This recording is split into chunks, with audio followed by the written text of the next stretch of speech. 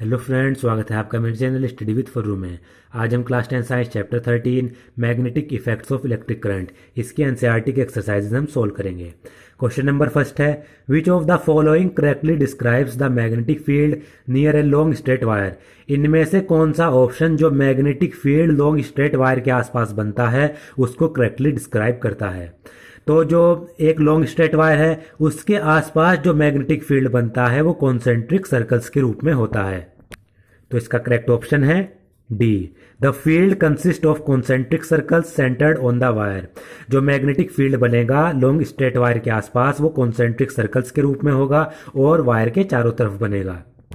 जैसे ये straight wire है, इसके आसपास सर्कल के रूप में मैग्नेटिक फील्ड प्रोड्यूस होगा। क्वेश्चन नंबर सेकंड है, the phenomena of electromagnetic induction is. Electromagnetic induction का फिनोमिना इन ऑप्शन में से कौन सा डिस्क्राइब करता है। तो इलेक्ट्रोमैग्नेटिक इंडक्शन में इंड्यूस्ड करंट कॉइल में प्रोड्यूस किया जाता है। इसमें है option number C, producing induced current in a coil due to relative motion between a magnet and the coil. Electromagnetic induction में एक किसी भी कॉइल में इंड्यूस्ड करंट प्रोड्यूस किया जाता है जब मैग्नेट और कॉइल के बीच में आपस में मोशन किया जाता है। यानी या तो कॉइल के आसपास मैग्नेट को मूव किया जाए, मैग्नेट को मोशन में लाया जाए, या फिर कॉइल को मैग्नेट के आसपास मूव कराया जाए, तब इंड्यूस्ड करंट इंड्यूस्ड होगा कॉइल में। तो option number C is the correct option.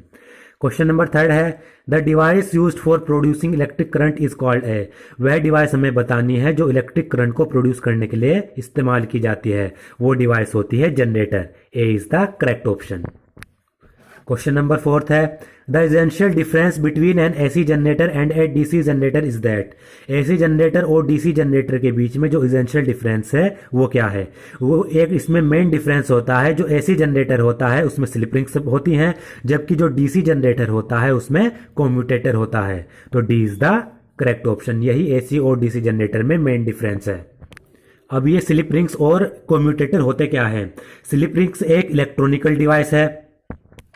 Slip ring electromagnetic device है जो किसी भी स्टेशनरी स्ट्रक्चर से रोटेटिंग स्ट्रक्चर में पावर या फिर इलेक्ट्रिकल सिग्नल्स को ट्रांसमिट करती है। कोई स्टेशनरी स्ट्रक्चर है जो रुकी हुई है, तो उस स्टेशनरी स्ट्रक्चर से पावर को रोटेटिंग स्ट्रक्चर में ट्रांसमिट करेगी स्लिप रिंग्स। और कम्यूटेटर वह डिवाइस है जो किसी भी सर्किट में करंट की डायरेक्शन को रिवर्स कर देती है, बदल देती है।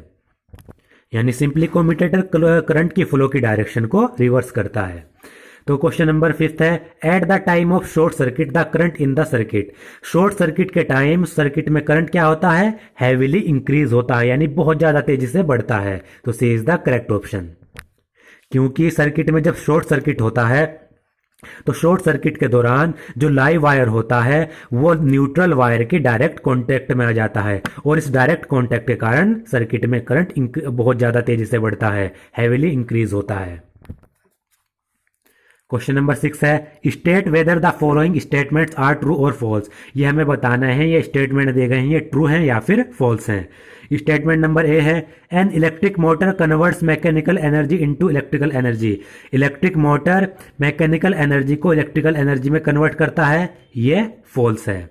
ये फॉल्स इसलिए है क्योंकि जो इलेक्ट्रिक मोटर होता है वो इलेक्ट्रिकल एनर्जी को मैकेनिकल में बदलता है। यहां पर उल्टा दिया गया है, मोटर क्या करेगा, इलेक्ट्रिकल को मैकेनिकल में कन्वर्ट करेगा, इसलिए ये फॉल्स ऑप्शन है।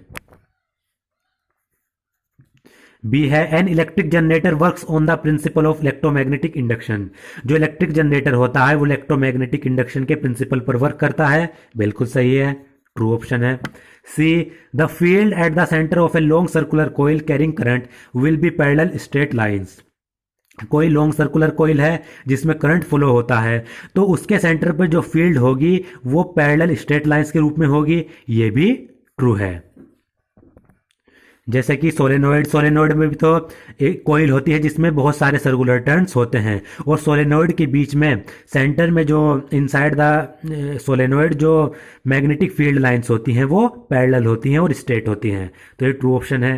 D, a wire with a green insulation is usually the live wire of an electric supply.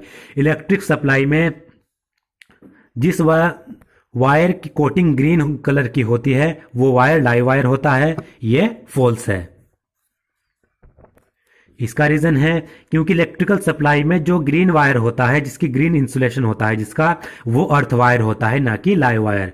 जो ये कलर कोडिंग होती है वायर्स की, इनमें जो अर्थ वायर होगा वो तो ग्रीन कलर का होगा, और जो लाइव वायर होगा वो रेड कलर का होगा, और जो न्यूट्रल वायर होगा वो ब्लैक कलर का होगा। यह हमें याद रखना है।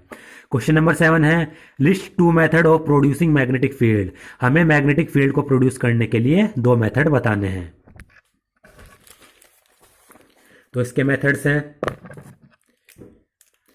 पहला मेथड है हम जो मैग्नेटिक फील्ड है वो किसी भी करंट कैरिंग स्ट्रेट कंडक्टर या फिर करंट कैरिंग सर्कुलर कॉइल के चारों तरफ प्रोड्यूस कर सकते हैं। तो पहला मैग्नेटिक फील्ड प्रोड्यूस करने का तरीका है कि हम या तो करंट कैरिंग स्ट्रेट कंडक्टर का इस्तेमाल करें या फिर करंट कैरिंग सर्कुलर कॉइल का इस्तेमाल करें। और दूसरा मेथड है मैग्नेटिक फील्ड प्रोड्यूस करने का, वो है कि हम सोलेनोइड के थ्रू करंट फ्लो कर दें। जब सोलेनोइड में करंट फ्लो किया जाता है तो उससे भी मैग्नेटिक फील्ड प्रोड्यूस होता है।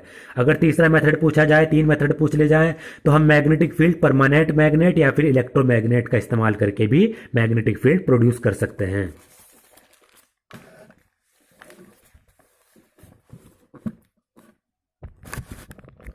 क्वेश्चन नंबर 8 है how does a solenoid behave like a magnet.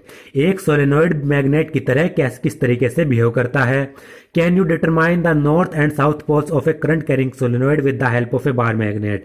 क्या आप एक बार मैग्नेट का इस्तेमाल करके करंट कैरिंग सोलेनोइड के नॉर्थ पोल और साउथ पोल को डिटरमाइन कर सकते हैं, उनका पता लगा सकते हैं कि नॉर्थ पोल कौन सा है और साउथ पोल कौन सा है, और इसको हमें एक्सप्लेन भी करना है किस तरीके से हमने इसका पता लगाया। तो क्वेश्चन नंबर 8 का आंसर है When current is passed through a solenoid coil, magnetic field produced due to each turn of solenoid coil is in the same direction.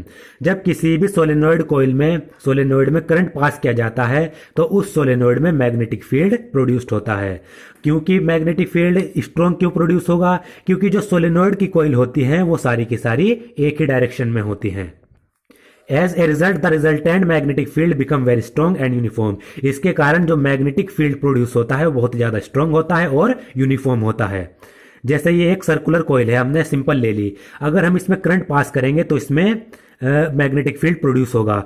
और सोलेनोइड कॉइल में इस तरीके की बहुत ज्यादा सर्कुलर कोइल्स होती हैं। तो जब हम सोलेनोइड में करंट पास कराएंगे तो हर एक सर्कुलर कोइल में मैग्नेटिक फील्ड प्रोड्यूस होगा। और ये जो सर्कुलर कोइल होते हैं ये एक ही डायरेक्शन में होती हैं, तो जो ये अलग अलग मैग्नेटिक फील्ड प्रोड्यूस करेंगी, इसके कारण जो रिजल्टेंट मैग्नेटिक फील्ड होगा, यानी जो पूरा का पूरा सोलेनोइड मैग्नेटिक फील्ड प्रोड्यूस करेगा, वो बहुत ज्यादा स्ट्रॉन्ग हो जाएगा और यूनिफॉर्म हो जाएगा। The field line inside the solenoid are in the form of parallel straight lines along the axis of solenoid.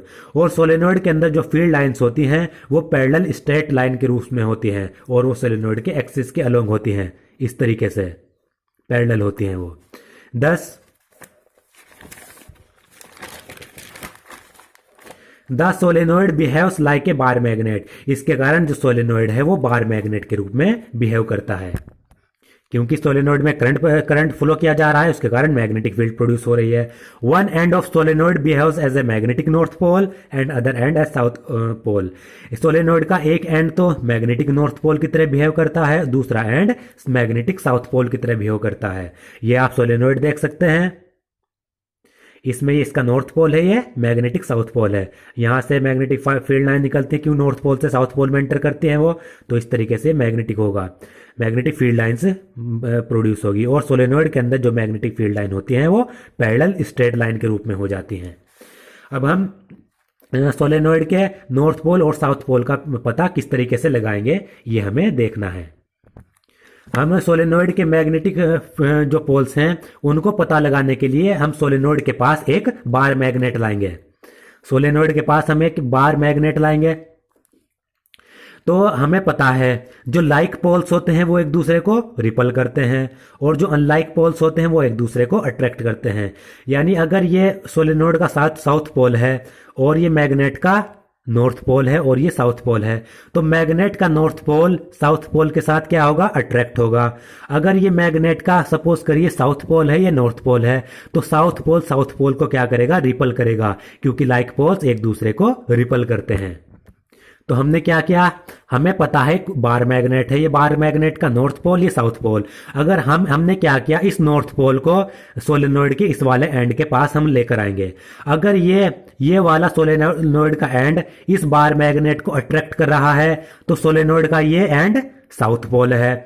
अगर ये वाला सोलेनोइड का जो पोल है वो बार मैग्नेट को रिपल कर रहा है, तो इसका मतलब ये सोलेनोइड का नॉर्थ पोल है, क्योंकि नॉर्थ पोल को रिपल करेगा, साउथ पोल नॉर्थ पोल को अट्रैक्ट करेगा। इसी तरीके से हम इधर वाले पोल के भी साथ लाएंगे, हमें पता लग जाएगा।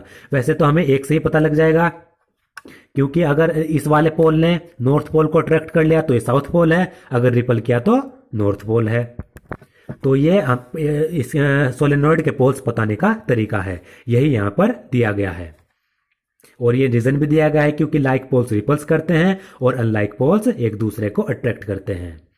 दोस्तों, आज का मेरा वीडियो अगर आपको पसंद आया हो तो प्लीज़ मेरे चैनल को सब्सक्राइब करें, शेयर करें और लाइक करें।